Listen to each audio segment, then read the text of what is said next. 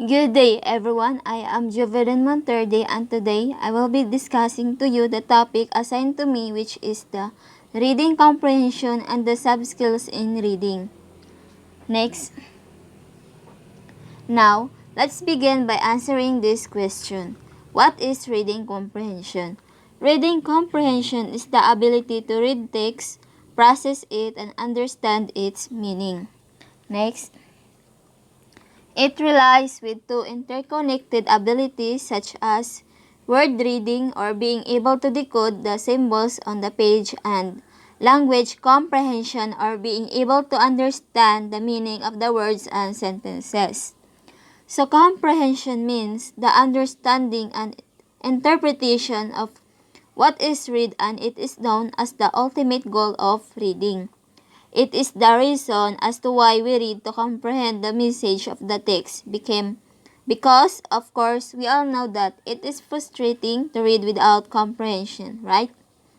Obviously, reading is a skill that is relevant to comprehension for the fact that we comprehend something if we read anything.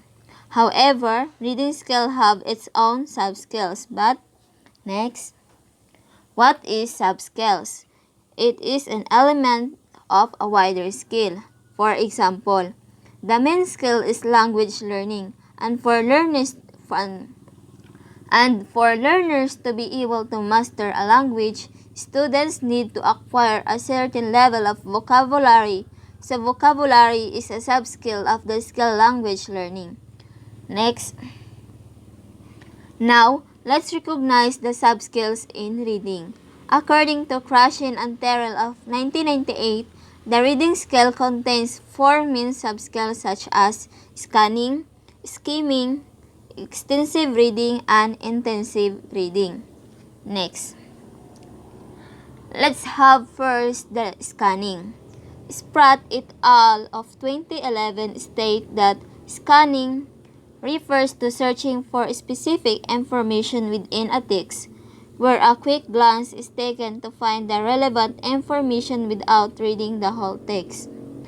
So basically, scanning is a reading technique to find the specific information only, and the ways on how to do scanning. Next. First is state the specific information that you are looking for.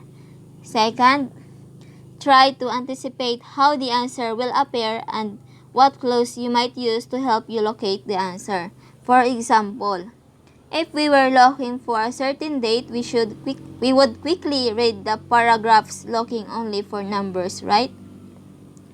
Then, number 3 is selectively read and skip through sections on the passage, meaning we must tend to ignore unrelated informations from what we are looking for. Next.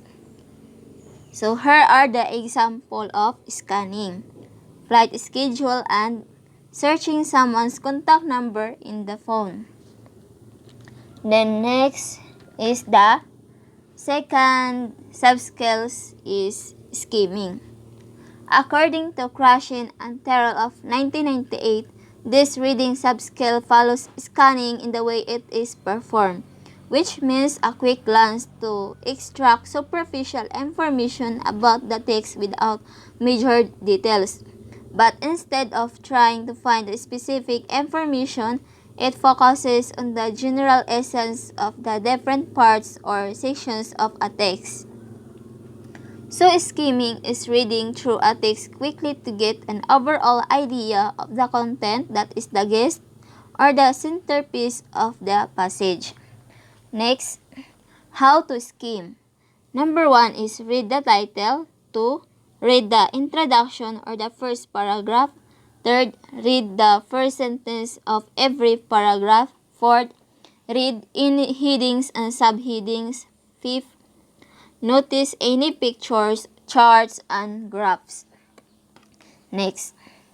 So, for example, before we buy a book, we quickly glance at the cover page, right?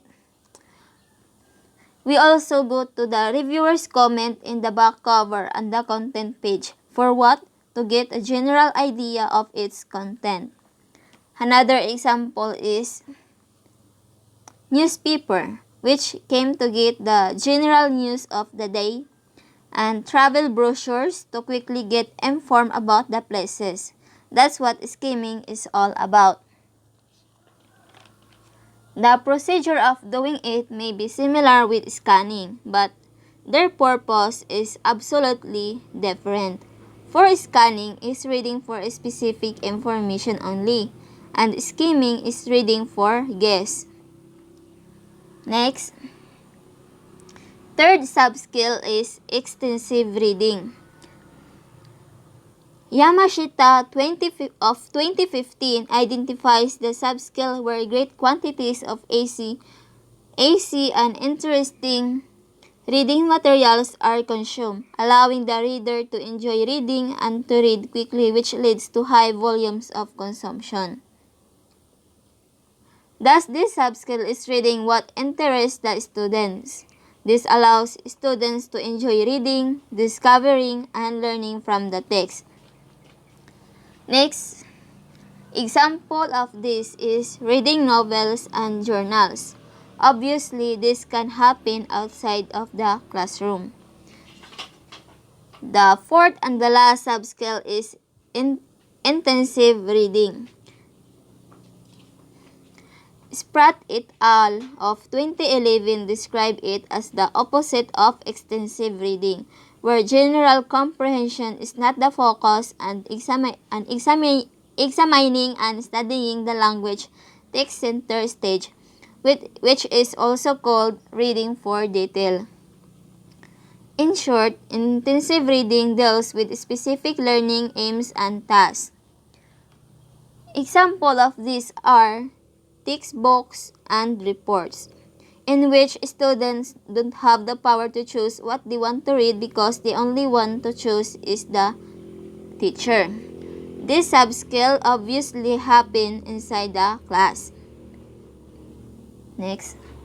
And that would be all for today. I hope you have learned what reading comprehension means and the subskills in reading. Thank you for listening.